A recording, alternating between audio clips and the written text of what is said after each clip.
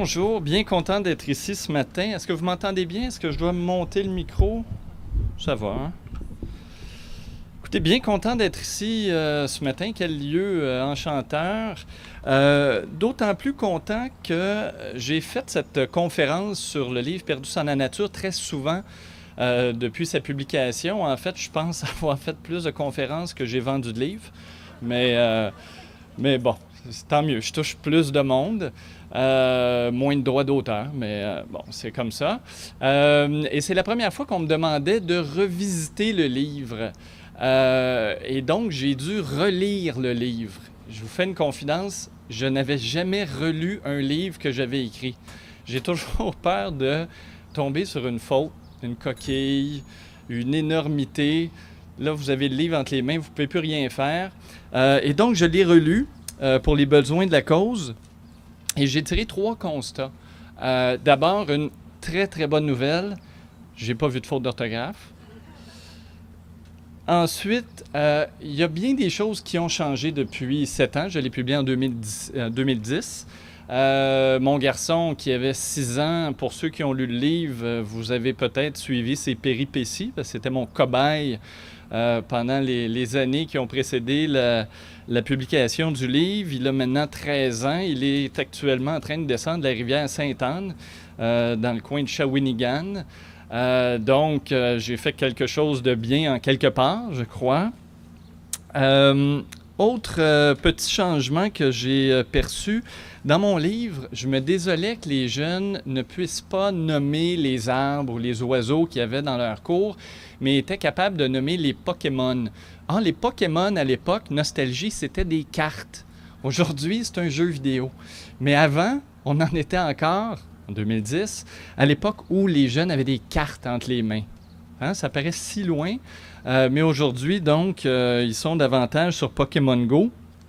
Autre chose, je ne cite jamais le iPad dans mon livre parce qu'il n'existait pas. Et pourtant, aujourd'hui, pour les parents dans la salle, vous savez que le iPad, pour ceux qui en ont à la maison, sont très populaires auprès des jeunes. Donc, des choses ont changé, mais le constat, lui, et c'est mon troisième constat, le constat global du livre, lui, pourrait être réécrit, republié presque intégralement aujourd'hui, tant la situation n'a pas changé dans ses grandes lignes. Je vous en reparlerai tout à l'heure, mais pour ceux qui n'ont pas lu le livre, puis comme je vous dis, j'en ai pas vendu beaucoup, donc vous devez être nombreux à ne pas l'avoir lu. Les constats de base du livre. D'abord, on a soustrait nos enfants à leur habitat naturel. Et je pense qu'ici, c'est un beau lieu pour parler justement de cet habitat naturel en ville également. Pour la toute première fois, on a une génération dont la punition est d'aller dehors. Quand on était jeune, on pleurait quand il pleuvait puis qu'on ne pouvait pas aller à l'extérieur. Aujourd'hui, c'est l'inverse. Il faut pousser les jeunes dehors, barrer la porte, fermer le Wi-Fi à distance s'il le faut. Mais la punition, c'est vraiment pour bien des enfants d'aller à l'extérieur. Et donc, les enfants passent le plus clair de leur temps, non seulement de 4 murs, mais aussi sans bouger, que ce soit à la maison, que ce soit à l'école, que ce soit au service de garde. De plus en plus, on a des enfants qui sont captifs et que l'on garde captifs. Une histoire qui est survenue, si je me souviens bien, après la publication du livre, vous en avez peut-être entendu parler, ça m'avait glacé le sang. À Waterloo, dans les cantons de l'Est, on avait décidé que l'heure du repas se passerait dorénavant dans le silence le plus total. Parce que des enfants avaient parlé de maux de tête, il y en avait qui s'étaient plaints du bruit, etc. Et donc, on a décidé que non seulement le service de garde se faisait assis à faire du bricolage. Les heures passées à l'école étaient assis devant l'ardoise. Puis les récréations sont en perte de vitesse. Mais en plus de ça, l'heure du repas, pas plus sacrée, celle-là aussi, on la passe sous silence. Vous imaginez évidemment les petites cocottes minutes qu'il y a dans cette école-là. Je n'ai pas fait le suivi à Waterloo précisément. Mais c'est vous dire comment il y a une tendance fâcheuse que l'on voit encore aujourd'hui dans certaines écoles. Et donc, les enfants n'ont plus l'espace extérieur auquel ils avaient droit comme à une autre époque. Ils ont beaucoup moins de moments où ils font appel à leurs jambes, à leurs bras, à leur cœur, à leur sens, comme si on les avait véritablement retirés de leur habitat naturel. Deuxième constat du livre, on a aussi éliminé le jeu libre de l'agenda des enfants. Et je précise de l'agenda des enfants à dessein. Une anecdote qui m'avait frappé, je la raconte dans le livre.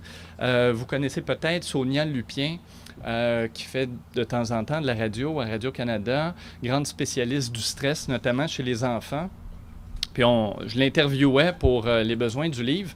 Puis à un moment donné, au détour d'une phrase, elle me raconte une anecdote qui l'avait touchée personnellement, puis je l'avais trouvée tellement accablante, je vous la raconte.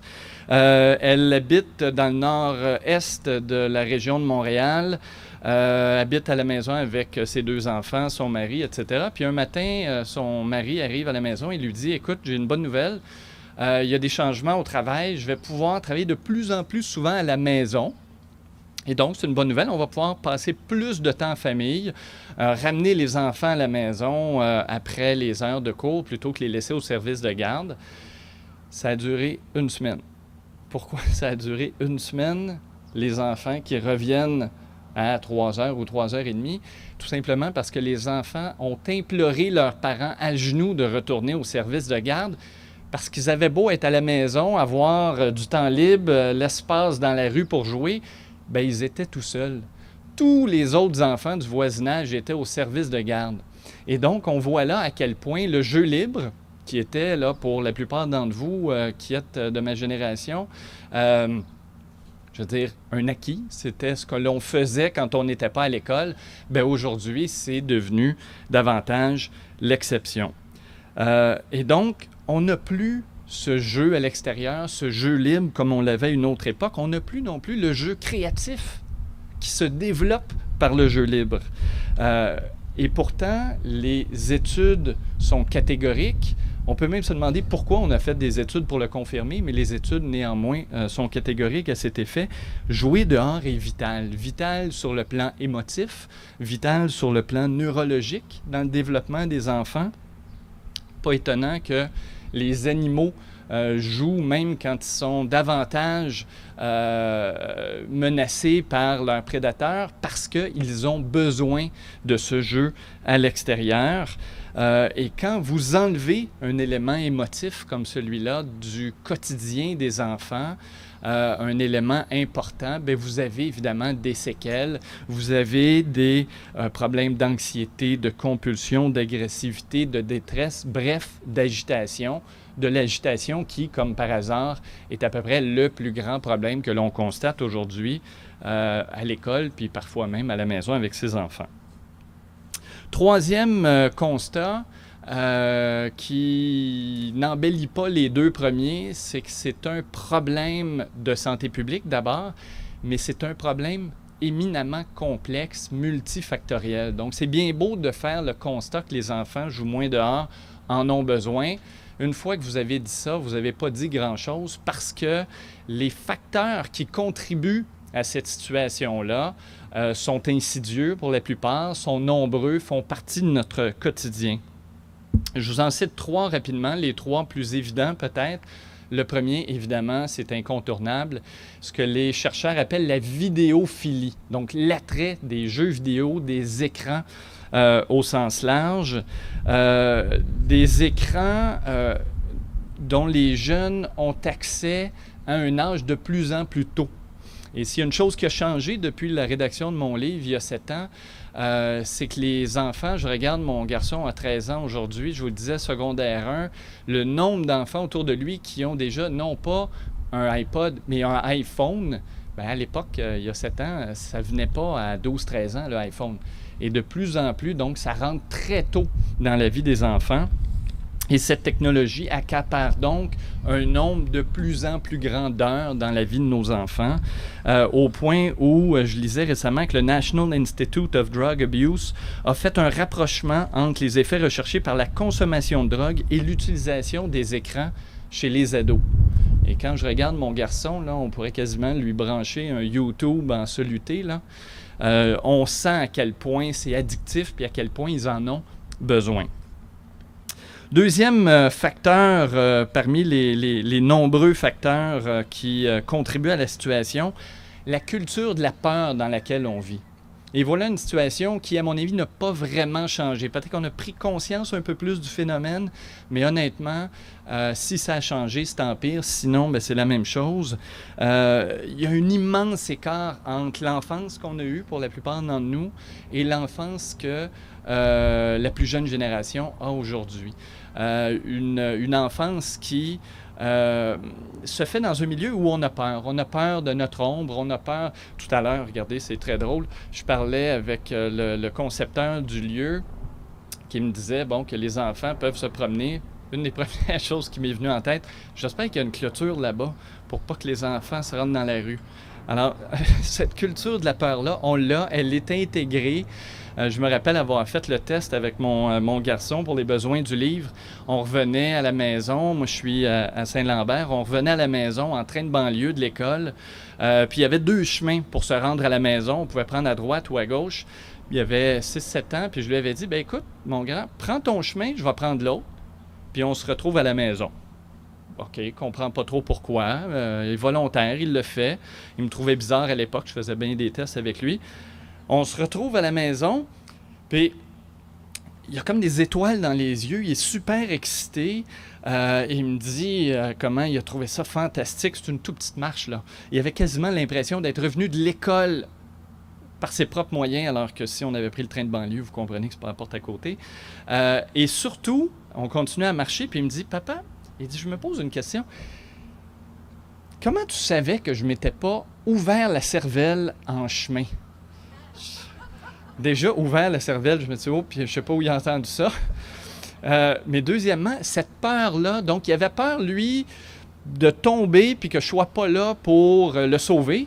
Mais donc, il avait déjà cette peur-là. Mais cette peur-là, elle vient d'où? Elle vient de nous tous, des parents qui intégrons cette peur à la vie de nos enfants. Ma conjointe me racontait qu'à l'âge de 5 ans, elle achetait pour sa mère des cigarettes, des cartoons. Ça se dit plus ça non plus, un autre changement. De cigarettes au dépanneur à 5 ans. Imaginez-vous aller au dépanneur aujourd'hui, voir un enfant de 5 ans, même s'il n'achète pas des cigarettes, là, même s'il achète quoi que ce soit, c'est impossible. Aujourd'hui, on a de la misère à laisser nos enfants faire le tour du bloc à vélo, ou presque. Vincent Gratton, dont les enfants allaient à la même école que le mien, me racontait qu'à 8 ans, il faisait lui-même son lunch le matin dans un sac en papier, tout ça. Il partait avec son petit billet d'autobus et il s'en allait visiter Expo 67 à 8 ans. Je sais, c'est comme de la science-fiction. Aujourd'hui, c'est inconcevable. Mais donc, cette culture de la peur-là s'est insinuée dans nos vies alors que il y a un creux historique en termes d'accidents, de criminalité. Jamais est-ce qu'on a été dans une époque plus sûre qu'aujourd'hui et pourtant, jamais est-ce qu'on a eu plus peur qu'aujourd'hui. Troisième facteur que je vous cite rapidement ce matin qui contribue au problème, l'hyperparentalité. On nous vantait, rappelez-vous, la Société des loisirs à une autre époque. Là, on pensait qu'on allait lire des livres dans des hamacs plus vieux. Et pourtant, c'est une société de la performance dans laquelle nous sommes actuellement. Société de performance qui affecte tout le monde, les parents notamment, qui sentent, peut-être parce qu'ils passent moins d'heures avec leurs enfants, les chiffres sont assez accablants là-dessus, qui doivent maximiser le temps passé avec les enfants. Le fait qu'il y ait un haut taux de séparation aussi. Quand on se retrouve avec son enfant, on maximise ce temps-là, on stimule l'enfant. Il ne faut pas qu'il perde son temps à jouer dehors et à s'ennuyer. Et donc, les parents sont toujours sur le dos de leurs enfants. J'aime bien l'expression « parents hélicoptères », hein, ces parents qui vrombissent toujours autour des enfants, mais j'aime encore plus l'expression « les parents curling ». Donc, les parents qui balayent devant leurs enfants toutes les aspérités pour être bien certains qu'ils ne rencontrent jamais d'obstacles dans leur vie. Imaginez-vous ce que ça fait? Bien voilà, on les a assez actuellement. D'ailleurs, il y a une conférence que je donnais il n'y a pas longtemps, une prof d'université qui me racontait que de plus en plus de parents l'appellent pour contester le syllabus, la charge de travail, la note de l'étudiant. On est à l'université. Les cégeps font des rencontres pour les parents. Il n'y a pas de rencontre pour les parents quand j'étais au cégep. Et donc, on voit les enfants rois, les parents rois sont aujourd'hui donc aux prises avec des enfants majeurs, mais toujours très protégés et probablement très timorés. Des enfants donc qui ont moins joué dehors, qui se sont moins amusés librement et qui n'ont surtout pas eu de temps pour s'ennuyer. Et donc, suivi du livre, une fois qu'on a parlé des constats, est-ce que c'est mieux aujourd'hui? Est-ce qu'on s'est amélioré? Je vous donnerai une réponse un peu insatisfaisante, oui et non. Oui, puis je vais commencer avec les bonnes nouvelles pour les solutions, pour les mesures, pour la prise de conscience. Puis si on est aussi nombreux, un beau mercredi matin comme ça, ici, ben, c'en est une preuve parmi d'autres. Depuis 7 ans, je sens vraiment qu'il y a eu une véritable prise de conscience du problème. Et j'enlève tout de suite toute vanité. Mon livre n'y a que participé. La réflexion était déjà entamée grâce notamment à Richard Louv aux États-Unis. Les chercheurs qui de plus en plus sortaient des études sur le lien entre les enfants, la nature, le jeu libre, etc. Donc, il y avait déjà une prise de conscience naissante et le livre est venu ajouter une couche et tant mieux. Il y a eu des milieux qui ont été très ouvert au livre. Je pense à celui des CPE, qui a probablement été le milieu le plus intéressé par mon livre, par les conférences que j'ai données. 80% des conférences, je pense, que j'ai données ces dernières années étaient devant des éducatrices ou des membres de CPE, de garderie. Et c'est tant mieux parce qu'elles sont en première ligne. C'est là où on veut que le changement commence à s'opérer. Une éducatrice de CPE me racontait d'ailleurs dans une conférence que de plus en plus, elle voyait des enfants arriver, des bambins, des poupons quasiment, avec des carences de motricité. Pourquoi? Parce qu'à la maison, ils n'avaient juste pas bougé. Ils n'étaient pas allés à l'extérieur. Le fait de laisser un enfant jouer dans le gazon, là, c'est pas juste plaisant, puis ça fait des belles photos sur Instagram. Ça a un apport dans le développement de cet enfant-là. Enlevez-lui ça, bien, vous avez des problèmes de motricité. Et donc, tant mieux si aujourd'hui, il y a des programmes qui ont suivi. Je pense au cadre de référence Gazelle et Potiron dans les CPE qui a vraiment changé, à tout le moins, qui a créé une ouverture d'esprit, je dirais, sur le jeu actif, le jeu à l'extérieur. Et c'est peut-être le changement dont je suis le plus fier depuis la publication du livre. Je pense aussi au milieu scolaire, où là aussi, ça a été plus tardif, mais on a commencé à changer bien des choses. D'abord, le ministère de l'Éducation, où on peut parfois être dans l'inertie, a intégré le problème aux défis du gouvernement. Le problème a été nommé dans plusieurs politiques. Déjà, en soi, c'est important. Il y a des écoles qui ont modifié leur programme pour ajouter le plein air. Tout à l'heure, j'entendais parler d'une garderie dans le coin de Trois-Rivières qui ouvre en lien avec le plein air à l'extérieur. Il y a aussi des écoles, je lisais récemment sur l'école des Saules-Rieurs dans Verdun, où on prépare le projet et l'intérêt dépasse toutes les attentes pour justement une école. C'est un projet d'éducation alternatif axé sur la nature, le plein air, pour que les jeunes passent au moins 1 heure par jour à l'extérieur pour profiter du plein air, peu importe le lieu, et pour apprendre par le fait même, mais en étant à l'extérieur. À la CSDM, là aussi, je me suis intéressé à propos des changements qui ont eu lieu là-bas. Dans mon livre, je racontais comment la récréation était en perte de vitesse dans les écoles publiques sur l'île de Montréal. Il y avait un rapport de la DSP. Moins d'une école sur 2 offrait les 2 récréations par jour à l'époque où j'écrivais mon livre, parce que c'était trop long d'habiller, déshabiller les enfants, parce qu'il y avait trop de violence. Il y en a même un directeur qui m'avait dit, « Vous savez, la cour, c'est un vecteur de microbes. » Et donc, les jeunes jouent moins à l'extérieur. Mais ce que je vois, c'est que de plus en plus, en tout le moins à la CSDM, on a voulu changer les choses. Plan d'action, bouger 1 heure par jour, par exemple. On a un projet pilote, mon service de garde physiquement actif. Il y a 18 écoles sur l'île qui ont participé. Il y a aussi 14 cours d'école cet été seulement qui vont être verdis. Donc, on est dans la bonne direction. Puis un petit scoop, dans quelques semaines, CSDM, DSP, Direction régionale de la santé publique, vont publier un document qui s'intitule « Pour réussir à l'école, mieux vaut ne pas manquer la récréation ». J'aime ça, ça dit tout, c'est le fun. On est vraiment dans l'action, on est dans le jeu libre. On est au retour à la base, en fait. Mais c'est ce retour à la base-là vers lequel il fallait tendre. Je pense aussi aux villes, je pense aux maires.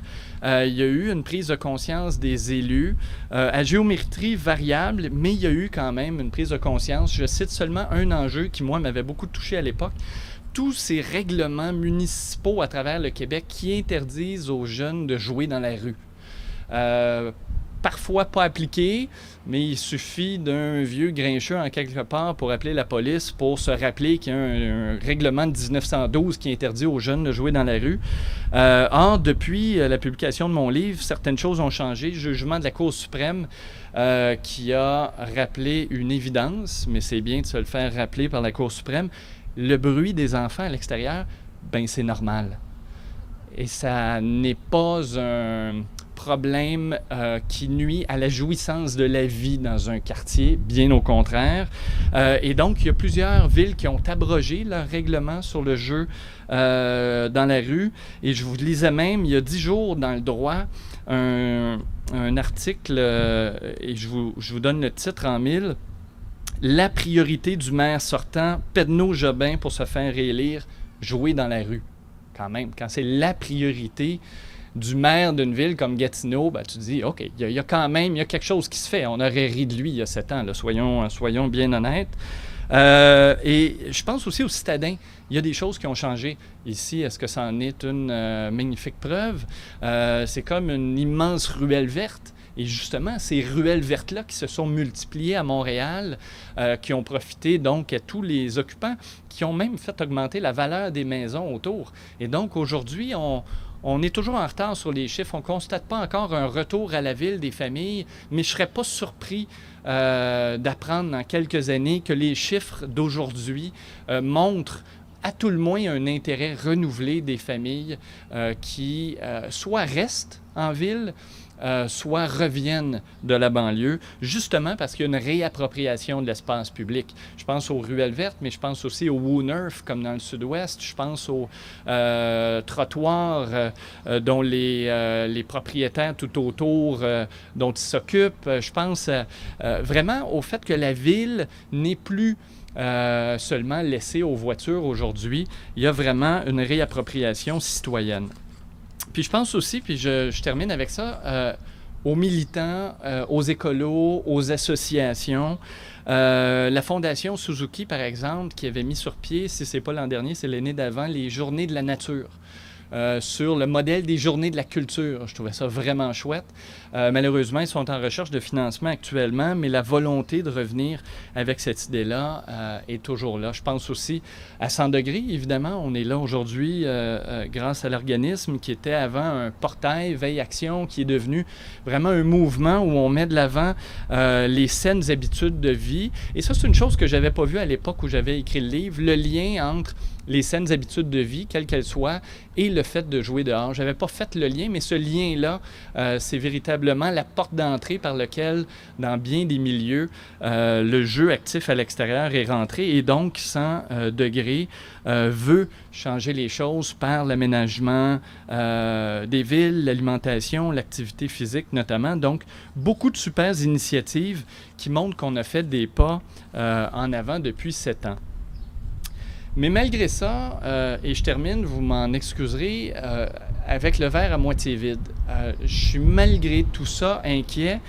Inquiet parce que même si je suis un indécrottable optimiste, je réalise à quel point la situation que je décrivais dans mon livre, soit l'intérêt très grand des jeunes pour les écrans, qui les coupent carrément du monde naturel, bien, cette situation-là, elle s'est aggravée. Soyons bien honnêtes, là. Je regarde avec mon garçon, je regarde avec ses amis. Aujourd'hui, les écrans ont encore plus de place dans la vie des enfants qu'il y en avait il y a 7 ans. Le iPad s'est ajouté, par exemple. Le fait que les jeunes ont accès à tout ça à un âge toujours de plus en plus avancé. Les consoles de jeux qui ne sont plus que des jeux sur lesquels on joue quelques heures, maintenant branchés à des communautés de gamers, qui fait en sorte que ce sont des heures qui sont toujours plus nombreuses à être passées devant un écran.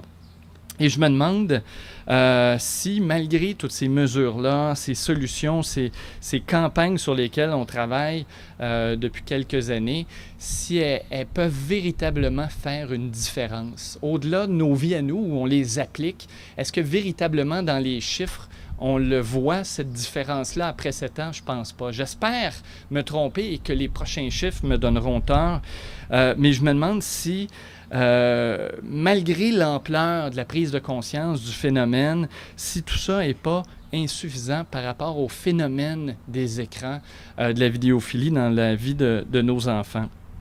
Et je réfléchissais à mon livre en vue de la conférence. Je vous disais d'entrée de jeu que je pourrais le republier intégralement aujourd'hui, et c'est vrai.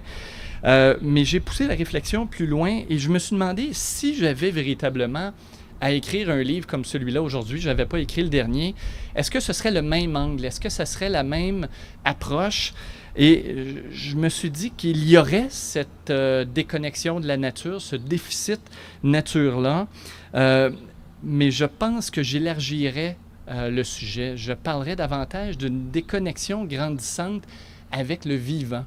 Parce qu'aujourd'hui, oui, les jeunes ont moins accès à la nature. Il y a un déficit de ce côté-là, mais il y a une sorte de déficit du vivant au sens large. Les enfants sont de plus en plus déconnectés, oui, des animaux en ville, de la faune, de la flore, mais aussi des autres êtres humains.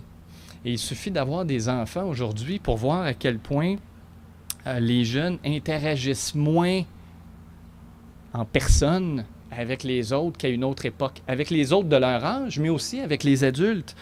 J'ai l'air apocalyptique comme ça, mais ils s'enferment dans une bulle technologique. J'en parlais hier avec ma conjointe. Les jeunes ont plus de misère à se connecter aux adultes qu'ils ne connaissent pas, par exemple. Avant, des interactions spontanées, il y en avait tout le temps. Ils pouvaient prendre le téléphone sonnait, ils répondaient, ils ne savaient pas qui c'était. Ça n'existe plus aujourd'hui, ou presque dans la vie des enfants. Tout se fait par texto, par convo, par communauté virtuelle, par réseaux sociaux. Et c'est rendu qu'il faut les menacer de punition pour qu'ils décrochent le téléphone pour parler, ne serait-ce qu'à leur parenté. Et donc, aujourd'hui, on préfère les textos, à la limite FaceTime, Skype et autres, mais on a un déficit humain qui est là. Je lisais récemment un livre que je vous recommande tous, Reclaiming Conversation, de Sherry Turkle, où elle raconte que les jeunes, grâce aux technologies, se sont habitués à se soustraire à l'embarras des relations humaines directes. C'est un peu ce que je vous racontais. Elle va même jusqu'à annoncer un printemps silencieux des relations humaines. Et aujourd'hui, ces enfants-là, je regarde ma plus jeune, qui a 18 ans, qui est au cégep, lui demander d'aller spontanément voir un professeur dans son bureau. Elle est figée. Elle aime mieux lui envoyer un courriel. Ah, c'est pas tous les professeurs qui répondent à leur courriel. Et donc, il y a une difficulté là qui n'existait pas à l'époque. Et donc, il y a un lien qui est plus important que jamais à rebâtir avec la nature, mais avec le vivant pour nos jeunes. Il y a un lien d'importance qu'il faut refaire, un lien que l'on va ressouder en continuant de mettre de l'avant les mesures et les actions sur lesquelles vous travaillez. On travaille tous depuis plusieurs années. On est donc sur la bonne voie. Je pense que tout ça est un tout est dans tout, comme on dit, mais il faut juste accélérer le tempo parce que la technologie, elle, ne ralentit pas et je me demande si dans 7 ans, la situation ne sera pas pire de ce point de vue-là. Alors voilà, merci pour votre écoute.